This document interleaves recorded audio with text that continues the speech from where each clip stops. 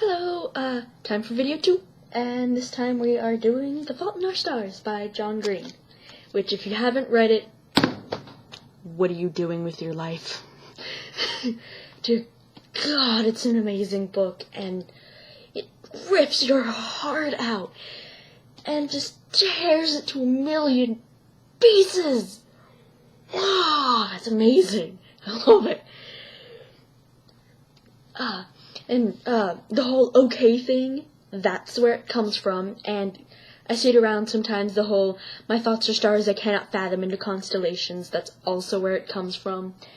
And I'm trying to think of other quotes that might be known. Some infinities are bigger than other infinities. I'm actually looking at my wall because I have a bunch of quotes from things on my wall. The marks humans leave are too often scars, or is another one. But, oh god, this book is just...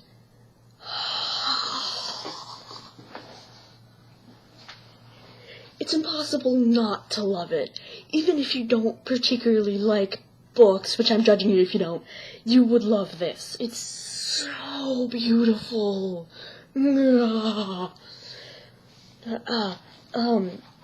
It's about a girl named Hazel Grace Lancaster, or Hazel Grace, who is a cancer patient with thyroid cancer, which is pretty much like the lower neck. And because of that, her lungs suck at being lungs, so she has to have the tubes going up, giving her oxygen, pretty much, and she has a little cart that she carries around behind her, and all that stuff. And Augustus Waters, who just... He has osteosarcoma, which is a cancerous bone tumor, and he's lost a leg because of that. And they meet at a cancer support meeting, and it's kind of entertaining how that works out. And you learn that Augustus has a habit of just having cigarettes in his mouth. He doesn't light them, he doesn't smoke them at all. It's pretty much take the thing that kills you and don't give it the power to kill you. It's interesting. And Hazel introduces Augustus to her favorite book, which is An Imperial Affliction by Peter Van Houten, which, fictional, just know that. Don't ever try to find that. And it's pretty much about a girl with cancer, and that's why Hazel likes it. But the ending cuts off mid-sentence, and that leaves a lot of questions to be asked. And both Augustus and Hazel want these questions answered, but Hazel's never been able to get in contact with Van Houten. But Augustus does, and Van Houten says he'll answer their questions if they travel to Amsterdam. So Augustus uses his wish from the genies, which is pretty much a fictional version of the Make-A-Wish Foundation. And they go to Amsterdam with, I think it's Hazel's mom is the one that goes with them.